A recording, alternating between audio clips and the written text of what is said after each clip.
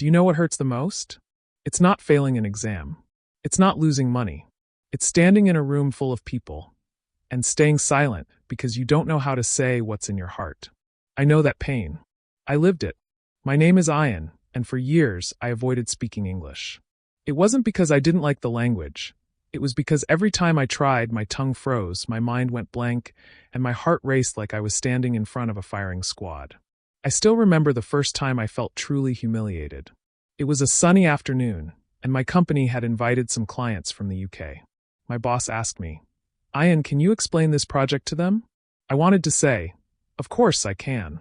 Instead, I stood there like a statue, my lips dry, my mind screaming, "Say something." But the only thing that came out was a weak smile and a nod. My colleague took over, speaking fluently, confidently. The clients nodded, impressed. My boss smiled at him. I shrank inside. That night, I sat on my bed, my hands covering my face. The shame burned me from the inside. I kept hearing my boss's voice in my head. Not the words, but the tone. Disappointed. I told myself, enough. I'm tired of being silent. I'm tired of feeling small. I'm going to learn to speak English, and I'm going to do it no matter how hard it gets. The next morning, I went to a small bookstore and bought a second-hand English grammar book.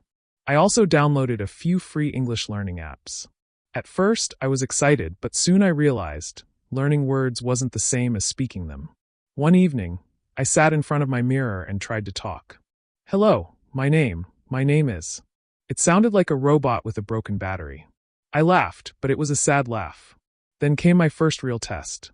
I was at a cafe when two tourists from Australia walked in and asked the waiter something in English. The waiter didn't understand, so I thought, here's my chance. I walked up and said, "Can I help you?" They smiled warmly. "Yes, please. Can you tell us where the metro station is?" I panicked. I knew the answer in my head, but the English words felt like stones in my mouth. There, you go left, then station." They nodded politely, but I could see the confusion in their eyes. When they left, I felt crushed. But something inside me whispered, "At least you tried." That night, I made myself a promise. I will speak to one new person in English every single day. I didn't care if I made mistakes. I didn't care if they laughed. I would keep going. On day 1, I spoke to the security guard at my office. "Good morning, how are you?" I said slowly. He smiled. "I am good. And you?" It was a short conversation, but it felt like I had just won a medal. By the end of that week, I had spoken to 7 different people. None of the conversations were perfect, but I noticed something.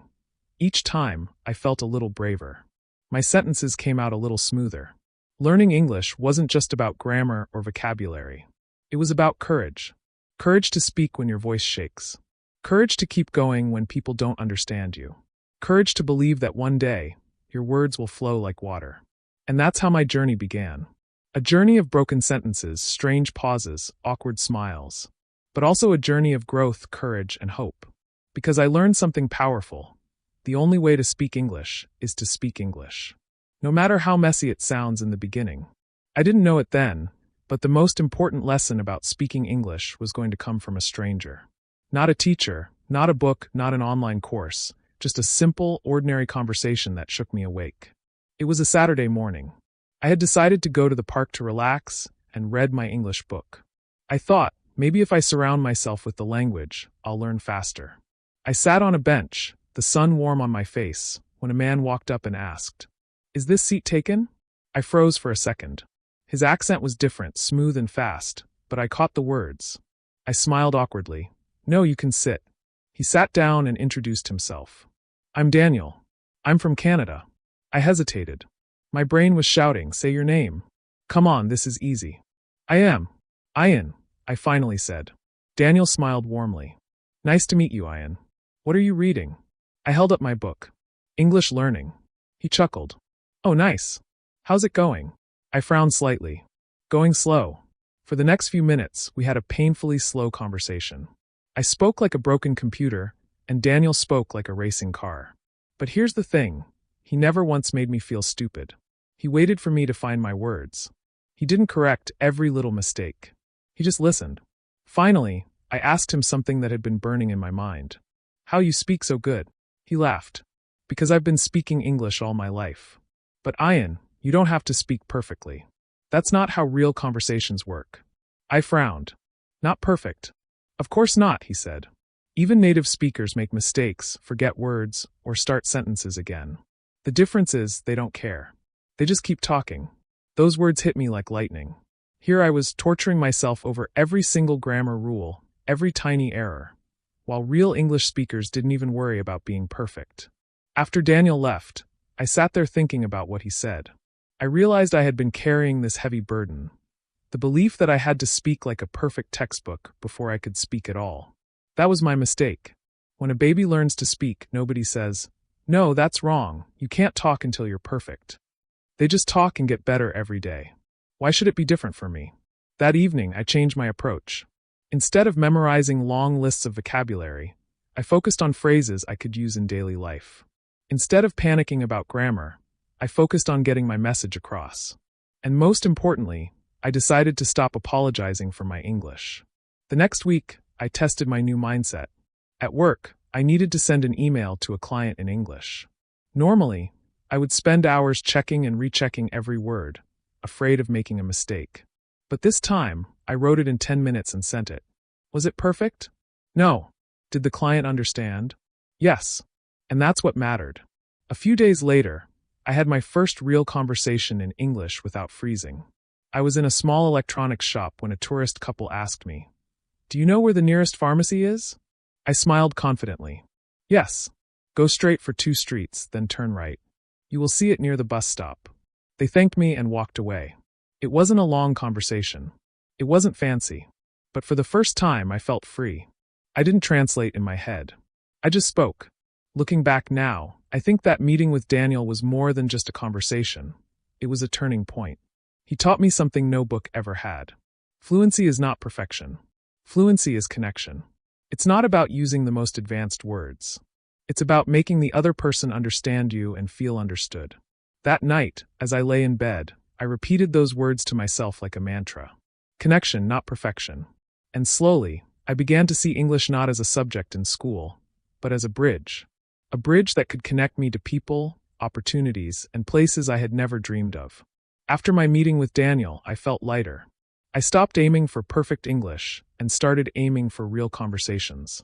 But the real test came unexpectedly, when my manager told me, "Ayan, I want you to give a short presentation at the team meeting next Friday." My first reaction? Pure panic. Speaking English to 1 or 2 people was one thing. Speaking in front of 20 colleagues, some of them fluent, was another level of fear. That night, I couldn't sleep.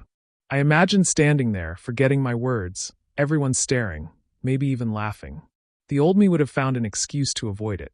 But the new me, well, I remembered my promise to myself, no more running away. I started preparing, but not the way I used to. Before, I would write down every single sentence and try to memorize it word for word. This time, I just wrote down key points in simple English. Why? Because I realized that real English conversations aren't scripted. They're alive. They move, they change, and sometimes you just have to flow with them. Every evening, I practiced in my room. I stood in front of the mirror and spoke out loud. "Good morning, everyone. Today I will talk about our new project." At first, I stumbled. I forgot words. I even mixed up tenses. But I kept going. Every time I made a mistake, I corrected myself and moved on, just like Daniel said people do in real life. The big day came. My heart pounded as I stood at the front of the room. My palms were sweaty, and for a second, I thought my voice would disappear. But then I remembered something I had read the night before. People don't remember perfect grammar. They remember how you made them feel. I took a deep breath and began. "Good morning, everyone. Today I want to share something simple. It's about how our new project will help people." At first, my voice shook, but after the first minute, something magical happened. I stopped thinking about English and started thinking about my message. I looked at my colleagues' faces, and they were listening, not to my mistakes, but to my ideas. Halfway through, I forgot a word. The old me would have panicked. But this time I smiled and said, I can't remember the English word, but it's like when you make something easier for people." Someone in the room said, "Oh, you mean simplify?" "Yes, simplify." I laughed, and the whole room laughed with me, not at me but with me. The tension broke. When I finished, my manager clapped. Others followed. A colleague came up to me and said, Your English has improved a lot, Ayan. And I really liked your presentation. I walked back to my desk feeling 10 feet tall. It wasn't a perfect speech. I had made mistakes. But it was mine. It was real. That experience taught me another huge lesson. Confidence is more important than perfection. People can forgive a missing word or a wrong tense, but they won't forget your energy, your smile, and your willingness to communicate. From that day, I stopped seeing English as a school subject. I started seeing it as a tool, a way to share my thoughts, my feelings, my story. And every time I spoke, I felt a little stronger. I realized that the real magic of learning English isn't just about opening your mouth. It's about opening your heart. Because when you speak from the heart, even broken English can touch someone's soul. After that presentation, I felt like a door had opened inside me. But I knew if I wanted to really grow, I couldn't just speak English in safe spaces like my office. I had to take it out into the real world, where there were no scripts, no friendly colleagues, and no one waiting patiently for me to find the right word. So, I made a new challenge for myself. Every single day, I would start at least one English conversation with a stranger. The first day, I went to a coffee shop. I ordered my usual tea, but instead of just saying, "1 tea, please," I tried to make small talk with the barista. "Busy today?" I asked. She smiled. "Yeah, it's the weekend. Lots of people." I wanted to keep the conversation going, so I said, "You work here long time?" She laughed. 3 years. I smiled back. "Oh, that's good. You like it?" "Yeah, I do. I meet a lot of interesting people." It wasn't a deep conversation. It wasn't smooth. But I noticed something. She didn't care about my mistakes. She cared about the fact that I was talking to her. The second day, I was in the park when I saw a man jogging with his dog. I said, "Your dog very cute." He smiled. "Thanks. Her name's Bella." I bent down to pet the dog and said, "Hello, Bella." We talked for a few minutes about dogs, and I realized something. Real English in everyday life is full of short, simple sentences. People don't always speak in perfect grammar. They cut words, they use expressions, they laugh mid-sentence.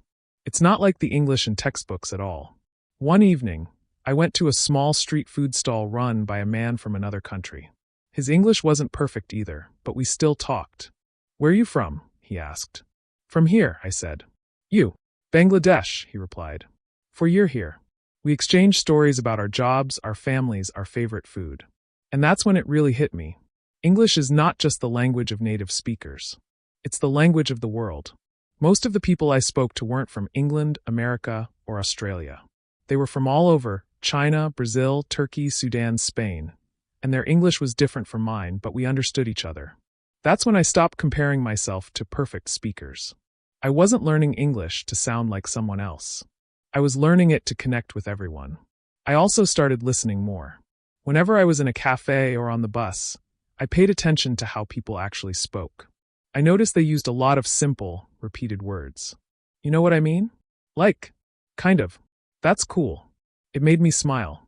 Here I was worried about using big vocabulary, while real conversations were often made of small, friendly phrases. One Saturday, I joined a language exchange group in the city. We met in a park, about 15 people, all from different countries. The rule was simple: speak in English, no matter what. At first, it was awkward. We stumbled over words, laughed at mistakes, sometimes switched to our native languages out of habit. But soon, the conversations flowed. We told stories, shared jokes, even argued about which country had the best food. That day, I felt something shift inside me. I wasn't just learning English anymore, I was living it. And living it was so much better than sitting alone with a grammar book. By the end of that month, I noticed a huge change in myself. I no longer translated every sentence in my head. I could start and keep a conversation without panicking. I began to enjoy speaking English instead of fearing it. And perhaps most importantly, I had learned a truth that no teacher had told me. Fluent English doesn't live in books, it lives in people. If you want to speak like real people, you have to speak with real people. It happened on an ordinary Tuesday evening. I had just finished work and was walking home through a busy street.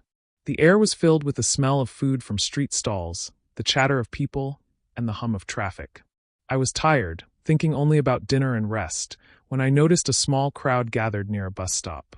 At first, I thought it was nothing unusual, but then I saw a man sitting on the ground, his hand pressed to his chest. His face was pale, and he looked like he was in pain. People were talking in different languages, some on their phones, some just watching. I stepped closer and heard someone say in broken English, "Need ambulance quickly." My heart started beating faster. I could see the man struggling to breathe, and I realized that this was serious. Without thinking, I pulled out my phone and dialed the emergency number. When the operator answered in English, I felt a wave of panic. What if I didn't explain properly? What if my English wasn't good enough? But then I remembered everything I had learned these past months. Mistakes don't matter when the message is important. I took a deep breath and said, "Hello? I am at the bus stop near City Mall. A man. He has pain in chest, maybe heart problem. He is breathing but slow. Please send ambulance fast." My words were simple, not perfect, but the operator understood. She asked a few questions, and I answered as clearly as I could. She told me help was on the way. I knelt beside the man and tried to comfort him. "It's okay, help is coming, just breathe slowly."